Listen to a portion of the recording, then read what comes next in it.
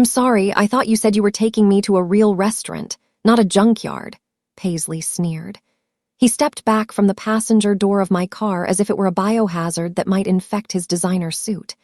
It was my 2005 sedan, rusted at the edges and definitely showing its age. I had spent all afternoon cleaning it, but to Paisley, it was just a piece of trash on wheels. He didn't just walk away with a look of disgust. He took his $500 designer briefcase and slapped it hard against the hood of the car.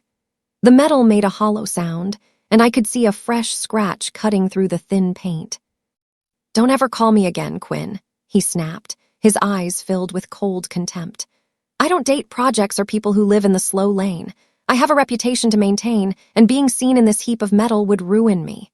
I stood there on the curb, the engine idling roughly and making a light clicking sound. The cold wind bit at my face, but his words stung much more than the weather. He didn't wait for me to reply. Instead, he turned on his heel and hopped into a sleek, neon-blue sports car that had just pulled up. The driver was a man who looked like he had never worked a single hard day in his entire life. I watched them speed off, the roar of their expensive engine drowning out the quiet hum of my old sedan. I sat back in the driver's seat and took a deep breath. I wasn't crying, though. I reached up to my wrist, tapped the face of my high-tech smartwatch, and spoke in a clear, calm voice. "Pilot Imric, are you in position? Give me a status update on the roof. We have a change of plans for tonight's arrival." A crisp voice crackled back instantly. "Ready when you are, boss. The rotors are spinning." My name is Quinn, and for the last 6 months, I've been living a double life. To people like Paisley and the crowd of social climbers he hangs out with, I'm just a struggling freelance writer. I tell everyone I'm barely making ends meet, and I drive a car that looks like it is held together by nothing but duct tape and prayers. I live in a modest apartment and wear plain clothes. I do this because I wanted to find someone who actually cared about me. I wanted to see who would stand by my side when they thought I had nothing to offer but my company. The truth is much more exciting than a writer's life. I am the Q in Q Arrow. I am the youngest woman in history to own a private aviation fleet. My company manages hundreds of planes and helicopters across the country. I have spent years building an empire, but I realized that my wealth attracted the wrong kind of people. Men would flock to me just because of my bank account, so I decided to hide. I drive that old, rusted car to make sure that the people I let into my inner circle value my heart, not my hangar. Tonight was supposed to be a special date, but Paisley failed the test before we even reached the front door of the restaurant. He saw the rust, the faded seats, and the slow acceleration, and he decided I wasn't worth his time. He wanted a lifestyle, not a partner. As I drove my old car toward the private airfield, I felt a strange sense of relief. It is always better to know the truth early. My freelance life was about to take a back seat to my real world. I had a gala to attend, and I was going to arrive in a way Paisley could never imagine. The very next evening, I was invited to the Aviation Excellence Gala. This was the biggest event of the year for my industry. I decided to keep my cover going just a little bit longer. I drove my old, rattling sedan right up to the front of the glittering hotel. The valet, a young man named Beckett, looked at my car with total disbelief. He hesitated to even touch the steering wheel. "Ma'am, are you sure you're in the right place?" "The delivery entrance is in the back," he said, trying to be polite but failing. He eventually took the keys and tried to hide the car behind a large dumpster so it wouldn't ruin the view for the other guests. I straightened my simple but elegant dress and walked inside. The ballroom was filled with the smell of expensive cologne and the sound of clinking crystal. Almost immediately, I spotted Paisley. He was wearing a tuxedo that probably cost 3 months of my freelance salary. He was clinging tightly to the arm of a man named Rowan. Rowan was walking around like he owned the place. He was telling everyone who would listen that he was the VP of operations at Q Arrow. He was bragging about his fleet and the decisions he made on a daily basis. I stood in the shadow of a marble pillar, watching them. The twist was that I had never met this man in my life.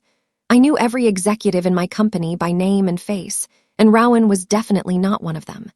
I realized he was a low-level clerk from the maintenance department who must have stolen or forged a high-level badge just to impress Paisley. He was a fake, and Paisley was falling for it because he only cared about the title. They were two liars perfectly matched for each other, standing in a room full of people they were trying to trick. I walked toward the buffet table to grab a small snack, trying to stay out of the spotlight for a few more minutes. Paisley spotted me from across the room. His eyes widened, and then he let out a loud, mocking laugh. He leaned in toward a group of wealthy socialites, including men named Harlow and Indy. He started loud whispering, making sure his voice carried across the quiet music. "Oh my God, look who it is," he giggled, pointing at me. "That's the girl I told you about. The one who drove a literal lawnmower to our date. I can't believe she actually showed up here." The whole circle of men erupted in laughter. Harlow looked at me with pity, and Indy made a face like he had smelled something rotten. "Did you take the bus here, honey? Or did your car finally explode on the highway?" Harlow asked, his voice dripping with fake concern. They all thought I was a gate crasher, someone who didn't belong in their world of private jets and luxury. Paisley felt powerful, showing off his important boyfriend Rowan while making me look like a peasant. He felt like he had won the social lottery by dumping me. I didn't say anything to defend myself. I just sipped my water and watched them. They had no idea that I wasn't there to mingle or beg for a job. I was there because I was the keynote speaker for the entire event. I was the person they were all waiting to hear from. They had just spent 5 minutes insulting the woman who had personally signed their invitations and paid for the very champagne they were drinking. The irony was delicious, but the night was only getting started. I checked my watch. It was almost time for the speeches to begin. Paisley wasn't finished with his games yet. He walked over to me, trailing his expensive shoes, and pulled a crumpled $100 bill out of his pocket. He held it out toward me with a smug, superior smile. "Since you're clearly struggling and probably here to find a rich husband, why don't you make yourself useful?" he sneered. "Fetch me a real drink, something expensive. I'm sure you're used to serving people like me." He assumed I was part of the catering staff, or just some low-level worker who had snuck in to see the glitter and gold. Rowan stood behind him, puffing out his chest and trying to look like a big boss. "Go on, do what the gentleman says," he added, his voice full of unearned authority. They truly believed that women like me were meant to serve men like them. They thought money gave them the right to treat people like garbage. I looked at the $100 bill in his hand, and then I slowly reached out and took it. I didn't head for the bar, though. I looked Paisley right in his cold, arrogant eyes and smiled a very calm, satisfied smile. "Thank you, Paisley," I said, my voice steady and clear. "This will cover the scratch you left on my car hood last night. Consider us even for the property damage." His smile faltered for a second and he looked confused. Before he could say another word, the house lights dimmed and a booming voice came over the speakers. "Ladies and gentlemen, please take your seats. It is time to welcome our host and the founder of QAero."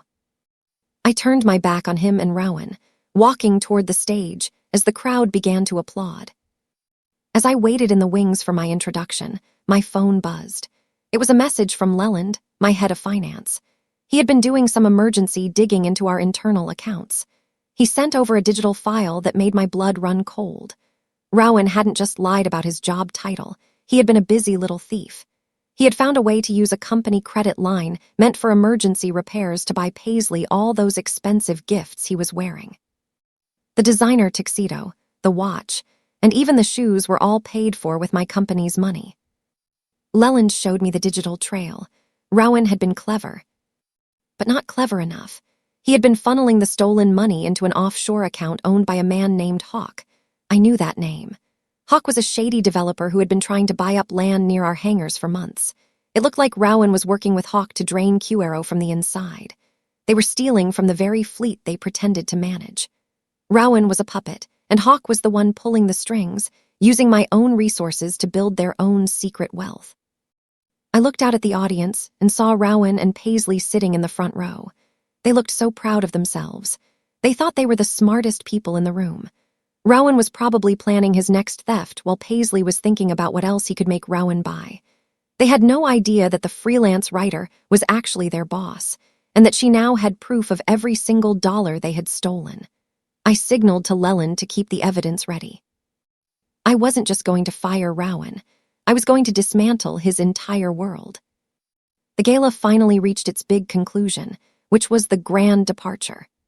This was the part of the night where the most elite guests were supposed to be flown to a private after-party at a luxury estate via a fleet of my helicopters.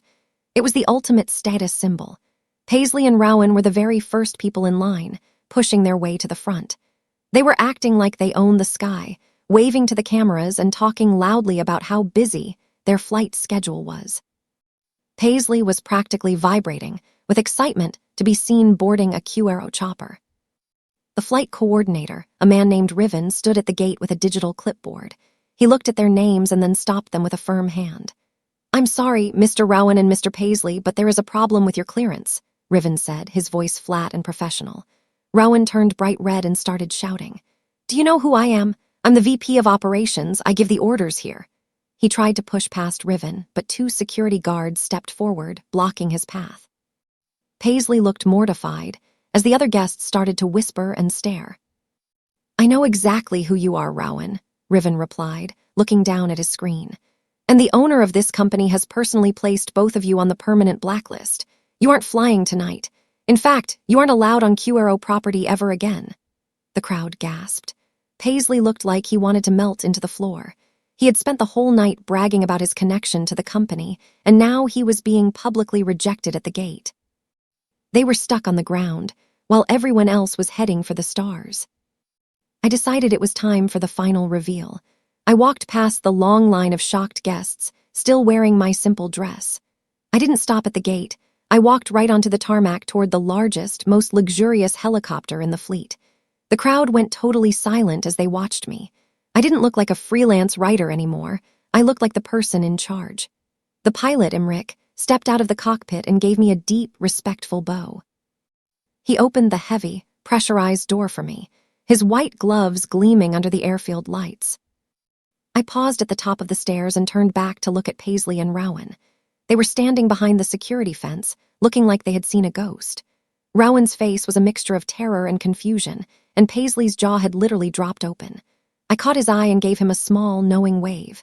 "The junk I drive is for the road, Paisley," I called out, my voice carrying easily over the sound of the starting rotors. "This is for the life you'll never see. Enjoy the long walk back to the parking lot." As the helicopter began to lift off, I saw Paisley staring up at me. He realized at that moment exactly what he had thrown away. He had missed the ride of a lifetime because he couldn't see past a rusted car hood. The helicopter rose into the night sky, the city lights sparkling below us like diamonds. I felt a sense of peace. The test was over, and the truth had been revealed. I was flying high, and Paisley was left standing in the dust of the airfield, clutching his stolen briefcase and his broken pride. The video of me boarding the helicopter and the grand departure went viral almost instantly. Someone had recorded the whole thing on their phone and posted it with the title, "The Secret CEO." Within hours, I was all over the news. People were fascinated by the story of the billionaire who drove a rusted car to find a real connection. My phone started blowing up with thousands of notifications. Among the sea of messages were dozens of apology texts from Paisley. He was suddenly my best friend again, claiming he was just joking about the car and that he had always seen my potential. He was desperate to save his social standing. He even sent me a link to a video he had just posted. In the video, he was donating a bag of old clothes to a local charity, trying to prove he was a good, kind-hearted person who deserved a second chance. He tagged me in the post, calling me an inspiration. I watched the video with a skeptical eye. I didn't see a kind person. I saw a panicked man trying to manage a PR disaster. But then, I noticed something in the background of his video that made my blood run boil. I recognized the logo on the charity's building. It was a front for Hawk's money laundering operation. Paisley wasn't just doing a good deed. He was helping Hawk move assets. He probably didn't even realize he was being used as a pawn in their criminal game. I realized that my war with Rowan and Hawk was far from over. They were using my ex-date to cover their tracks. I wasn't going to let them get away with it. I forwarded the video to Leland and the authorities. Paisley's charity work was about to become part of a federal investigation. I returned to my real home, a high-security penthouse, only to find my cousin Blake waiting for me. Blake had always been a bit of a social climber himself, and I saw that he was looking at me with a judgmental expression. "Quinn, you're being so cruel," he said, crossing his arms. I've been talking to Paisley and he is devastated. You humiliated him in front of everyone. And Rowan, he's going to lose everything. You should give him his job back to save our family's reputation. People are saying, you're a vindictive billionaire. I stared at my cousin in disbelief. I realized that Blake had been secretly friends with Paisley for months. They had been gossiping about my freelance life behind my back. But then, a terrifying thought hit me. I checked my security logs and realized that Blake was the only one who had access to my private security codes while I was out of town last month. He was the one who had given Rowan the codes he needed to access the company's credit lines. My own cousin had betrayed me to help a man he barely knew, all for a bit of reflected glory. You gave him the codes, didn't you, Blake? I asked, my voice low and dangerous. He turned pale and started to stammer, but I didn't need him to answer. His face told me everything. He had sold out his own family to impress a group of fake influencers. I realized that the rot wasn't just in my company, it was in my own home. I told Blake to leave and that our relationship was officially over. I was alone, but I was finally seeing the world for what it truly was. The stakes were higher than ever, and I needed to be ready. The next morning, I showed up at my actual headquarters for the first time in months. I walked into my executive office and found Rowan sitting in my chair. He had broken into the building using the codes Blake gave him. He looked smug and arrogant, leaning back with his feet on my desk. You can't fire me, Quinn, he sneered. If you do, I'll leak damaging files about your father's old business. I know where the bodies are buried. You'll be ruined by lunch. Just give me the VP title for real, and we can make this go away. I didn't panic, I just leaned against the door frame and smiled. You should check behind you, Rowan, I said. The door to my private lounge opened, and my father, Caius, stepped out. He had been retired for years, but he still had the presence of a king. He wasn't holding a white flag, he was holding a thick folder of real files. These were the documents that proved Rowan was the one who had committed fraud, not my father. We had been waiting for him to make a move, so we could catch him in the act of blackmail. Rowan's face went from smug to terrified in a matter of seconds. My father didn't say a word. He just placed the files on the desk and looked at Rowan with total disappointment. Rowan realized that his leverage was actually a trap. He tried to run, but my security team was already waiting in the hallway. I took my chair back and looked at the man who had tried to steal my empire. You thought I was a project, Rowan, I said, but you're the one who is finished. I watched as they led him out in handcuffs.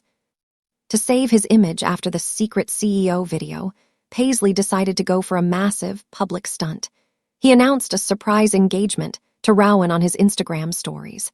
He posted a photo of a massive diamond ring, claiming they were the power couple of aviation and that their love was stronger than any scandal.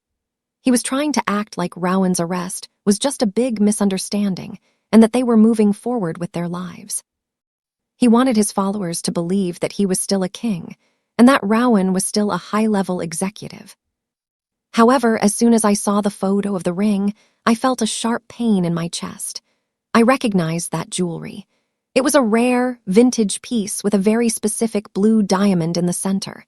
It had been reported stolen from my mother's private collection 3 years ago. My mother had been devastated by the loss, as it was her grandmother's ring. I realized that Rowan hadn't just used my company's money to buy Paisley a ring. He had given him a stolen heirloom that he must have found in a safe he shouldn't have been able to open. I showed the photo to my mother, and she started to cry. It was definitely her ring. Paisley was flaunting a stolen piece of my family's history as a symbol of his love. It was the ultimate insult. I realized that I couldn't just let the police handle the fraud case anymore. This was personal. I was going to get that ring back, and I was going to make sure Paisley and Rowan both paid for their greed. I called a very specific person to help me with the next phase of my plan. I didn't call the regular police for the ring yet. Instead, I called a man named Kai. He was a top-tier insurance investigator who specialized in high-value jewelry theft. He had been looking for my mother's ring for years. We tracked Paisley and Rowan to an engagement brunch they were hosting at a rooftop garden. They were surrounded by cameras and a few hangers-on who were still hopping to get a bit of clout. Paisley was waving his hand around, making sure the blue diamond caught the sunlight for his fans to see. Kai and I walked into the brunch, accompanied by 2 undercover officers. Paisley saw me and his face turned into a mask of pure rage. How dare you show up here? He screamed, standing up and pointing at me. Security, get this hater out of here. She's obsessed with me. He thought he was still in control of the situation. He thought his engagement made him untouchable. Rowan looked like he was about to faint, his eyes darting toward the exits. He knew the walls were closing in, but he couldn't leave Paisley without looking guilty. When the officers stepped forward and identified themselves, the room went silent. Rowan panicked. In a desperate move, he grabbed Paisley's hand, slipped the ring off his finger, and tried to hide it in Paisley's designer bag while he wasn't looking. But the cameras were already recording. When the officers found the ring in his bag, Paisley let out a blood-curdling scream. "He put it there! He's framing me!" he yelled, turning on Rowan like a wild animal. Their power couple, love, had lasted exactly 10 minutes under pressure. With the theft and fraud cases moving forward, the legal system started its work. Every single luxury item that Rowan had bought for Paisley with my company's money was ordered to be repossessed. I watched from my office window as a team of movers, led by a man named Rafferty, arrived at Paisley's high-rise apartment. They didn't just take the jewelry and the expensive suits. They took the furniture, the electronics, and even the expensive rugs. They stripped the place down to the literal carpet, because it had all been paid for with stolen funds. The repo team worked with a cold efficiency. They hauled away the designer shoes he had used to walk all over people. They took the bags he had used to hide his greed. Paisley stood in the middle of his empty living room, screaming at the movers, but they didn't even look at him. He was left with nothing but the clothes on his back, the same tuxedo he had mocked me in at the gala. His influencer life was being packed into cardboard boxes and loaded onto a truck. He was being erased from the world of luxury he loved so much. I felt a strange sense of closure watching the truck drive away. Paisley had built a life on a foundation of lies and stolen money, and now the foundation had finally crumbled. He had looked down on me for driving an old car, but now he didn't even have a chair to sit on. He was a king without a kingdom, and the world was watching him fall in real time. I turned away from the window and went back to my work. I had more important things to do than watch a socialite cry over lost shoes. During the investigation into Rowan's finances, I discovered a hidden file in his personal computer. It was a series of emails between him and Hawk. They were planning to buy up a block of old buildings in a working-class neighborhood to build a luxury hotel. My heart stopped when I saw the address. It was the same street where Albin, the mechanic who had saved my life as a kid, had his shop. Albin was a good man who had fixed my bikes and then my first car for free when my family was struggling. He was the reason I loved machines. I found out that Albin was being evicted from his shop by a developer. The developer was a shell company owned by Rowan's secret partner, Hawk. They were trying to bulldoze a piece of history to build a monument to their own greed. Albin had nowhere to go, and his shop was the only thing he had left. I realized that my old car, the one Paisley hated so much, was more than just a car. It was a gift from Albin. He had rebuilt the engine for me as a graduation present. He had put his heart into that rusted metal. The injustice of it all made me shake with anger. Rowan and Hawk weren't just thieves. They were bullies who targeted people who couldn't fight back. They thought they could just push a man like Albin aside because he didn't have a designer suit or a private jet. They didn't realize that Albin had someone in his corner who had both. I wasn't just going to stop the eviction. I was going to make sure Hawk and Rowan lost every cent they had invested in that project. It was time for a different kind of rescue mission. I didn't call a lawyer this time. I got into my old car, the one Albin had built for me, and drove straight to his shop. The developers were already there with bulldozers and a team of workers. They were starting to put up a fence around the property. Albin was standing in the doorway of his shop, looking small and defeated. He had a wrench in his hand, but he knew he couldn't stop the machines. Hawk was there too, wearing a smug smile and holding a megaphone, telling Albin to move out of the way of progress. I pulled the rusted sedan right up to the bulldozers, the engine growling. I stepped out of the car, and Hawk's smile vanished. He recognized me from the gala news. I didn't say a word to him. I just walked up to the foreman and handed him a stop work order from the city's heritage department. I had used my connections to get the shop declared a historical landmark overnight. The bulldozers went silent. The workers looked at each other, confused. Hawk started to scream, claiming the order was a fake, but I wasn't finished yet. "I didn't just stop you, Hawk," I said, my voice cold and loud. "I bought the entire block this morning under the name, the Junk Lane Trust. I am your new landlord, and your lease for the hotel project has just been terminated for breach of ethics. You have 10 minutes to get your machines off my property." I walked over to Albin and gave him a hug. He looked at me with tears in his eyes. He realized that the little girl he had helped all those years ago had grown up to be the woman who saved his world. The war moved to the digital front. Paisley, desperate to regain his followers, tried to make a rebound video. He sat in front of a plain white wall, crying and claiming he was the victim of a staged prank by me. He said I had used my wealth to trap him in Rowan, and that I was a bully who enjoyed hurting people.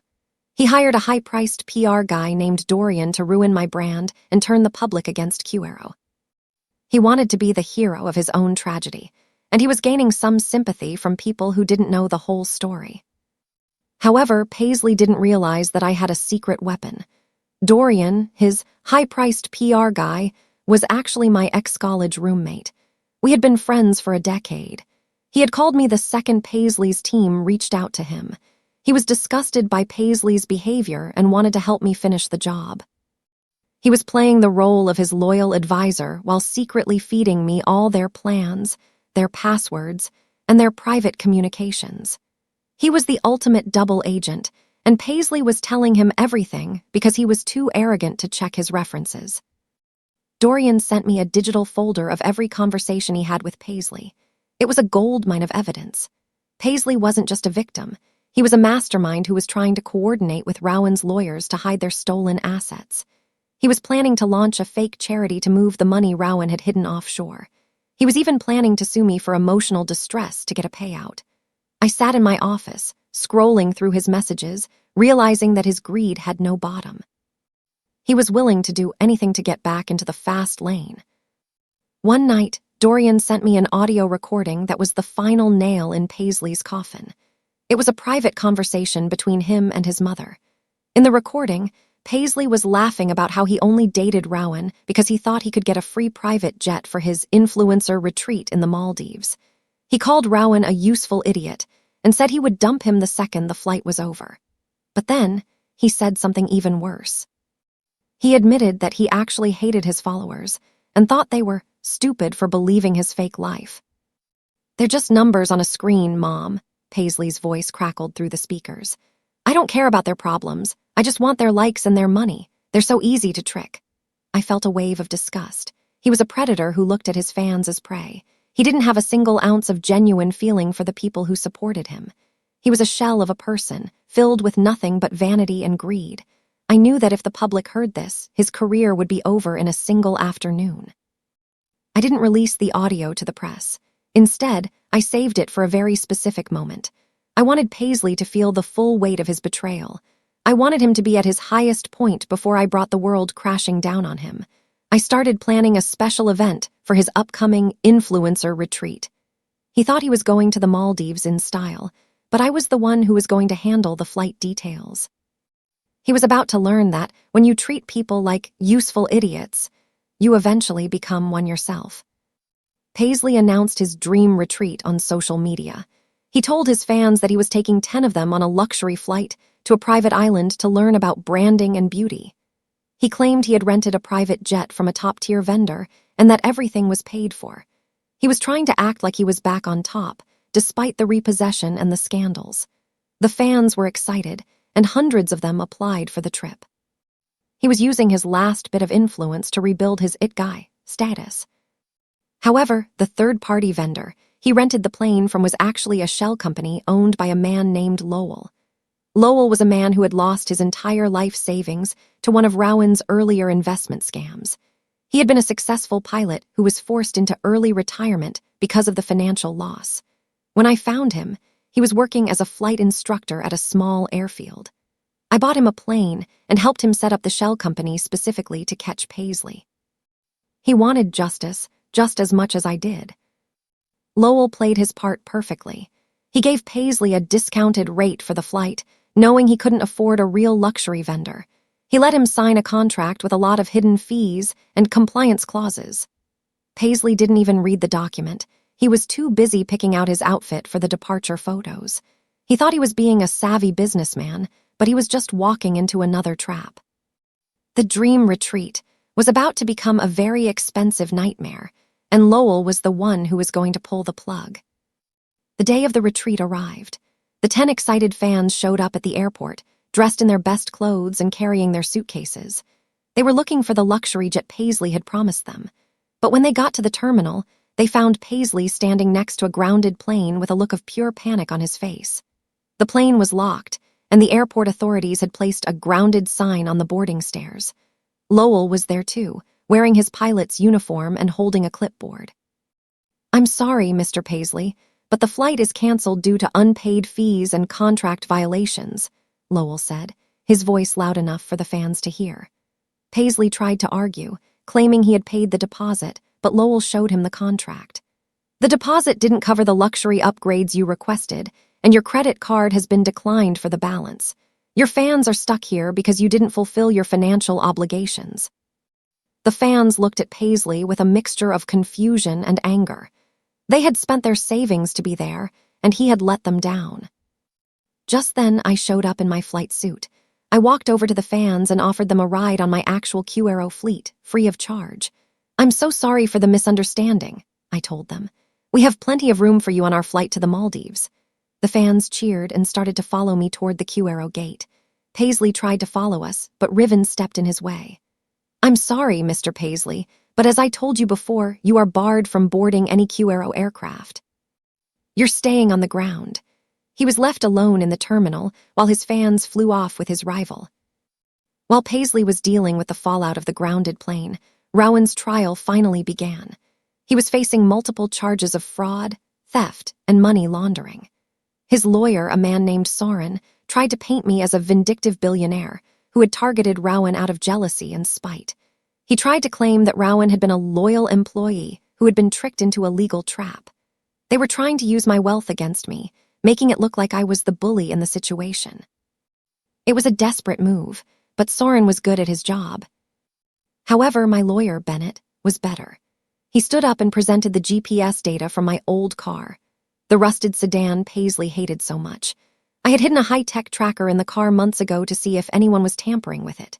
The data showed that while I was asleep in my modest apartment, Rowan had been using my car to transport stolen goods and documents between Hawk's office and his own hidden storage unit. He thought the junk car was the perfect getaway vehicle because no one would suspect it. The GPS logs were the smoking gun. They proved that Rowan hadn't just stolen money. He had used my own property to commit his crimes. He had been a thief in the very car he mocked. The courtroom went silent as the logs were projected on a giant screen. Rowan's lawyer had no answer for the digital evidence. Rowan realized then that the slow-lane car he despised was the very thing that was going to send him to prison for a long, long time. The junk had finally caught up with the fast man. The middle of the trial, my cousin Blake finally broke down. He saw Rowan's world collapsing and realized that he was going to be dragged down with him. He came to my office, crying and begging for forgiveness. He admitted that he had been jealous of my success and that Rowan had promised him a glamorous life if he helped him. He confessed everything, including where Hawk was hiding the rest of the stolen money. He wanted a deal to stay out of jail, and he was willing to give up every secret he had. "It's in the upholstery, Quinn," he sobbed, clutching a tissue. "Hawk hid the cash and the offshore account details inside the seats of a car that looks exactly like yours. He bought a matching rusted sedan to move the money around the city without being caught. He thought the police would never check a junk car for millions of dollars." I felt a shiver of irony. They were using the very image they mocked to hide their crimes. They thought they were being clever, but they had just given me the final piece of the puzzle. I called the police and gave them the location of the matching car. When they found it, they discovered $3 million in cash and the encrypted drives containing Hawk's entire financial history. Hawk was arrested within the hour. My cousin's confession had dismantled the entire network. Blake didn't get his job back, but he avoided a prison sentence in exchange for his testimony. He had lost his status and his family's trust, all for a man who didn't even know his name. He was a useful idiot who had finally learned his lesson. Paisley's final downfall came from an unexpected place. He was dropped by his very last sponsor, a luxury watch brand that had been his main source of income. They had seen the audio leak of him mocking his fans and decided to cut ties immediately. Desperate for cash to pay his legal fees, Paisley tried to sell the last expensive item he had left, a luxury watch that Rowan had given him for their 1-month anniversary. He went to a high-end jeweler named Corbett, hoping for a quick payout. Corbett took the watch into his back room to examine it under a loupe. When he came back, his face was flat and professional. "I'm sorry, Mr. Paisley, but I can't buy this," he said. "This watch is a high-end fake. It's a very good replica, but it's worth about $50, not $50,000. Paisley looked like he was going to have a stroke. Rowan had given him a fake watch while he was stealing millions. He hadn't even cared enough about Paisley to give him a real gift. Paisley had been his partner in crime, and Rowan had cheated him too. But there was a final twist. The fake watch wasn't just a replica. It actually contained a hidden tracking chip that I had placed inside it before Rowan found it in the office safe. I had used that chip to track Rowan's meetings with Hawk for weeks. The watch Paisley was trying to sell was a piece of my own surveillance equipment. He had been carrying my bug on his wrist for months, feeding me every detail of his life. He realized then that he had never been a king. He had been a walking evidence locker. A few months later, the dust finally settled. Rowan and Hawk were in prison, and Paisley was living in a small, rented room on the edge of the city. He was no longer an influencer. He was a social pariah. I decided it was time for one last act. I took the old car, the rusted 2005 sedan, to the local scrapyard, but I didn't crush it. Instead, I had my best engineers at QAero fully restore the interior and the engine while keeping the rusted, faded exterior exactly the same. It was a masterpiece of hidden power. I had the car placed in the center of the lobby at QAero headquarters, right under the giant glass dome. It was a reminder to everyone who worked for me that true value is found under the surface. I invited Paisley to the unveiling of the monument. He showed up looking tired and gray, his designer clothes replaced by a simple, cheap jacket. He looked at the car and then at me. I could see the shame in his eyes. He realized that this junk car was now a symbol of the integrity he lacked. "I brought you here to tell you something, Paisley," I said, my voice echoing in the grand lobby. "This car has more integrity in its rusted frame than you have in your entire career. It stood by me when you wouldn't. It helped me find the truth while you were busy selling lies." I didn't say another word. I just turned and walked away, leaving him standing next to the car he had slapped. He was a guest in a building he once thought he would own, looking at a car he once thought was beneath him. I'm in the helicopter again, but this time I'm not alone. I'm flying over the city with Albin. He's wearing a new suit and looking at the skyline with a wide, happy smile. I bought his shop and turned it into a state-of-the-art training center for young mechanics. He's the head of the program now, passing on his wisdom to a new generation. We look down at the streets below and see the bus stops crowded with people.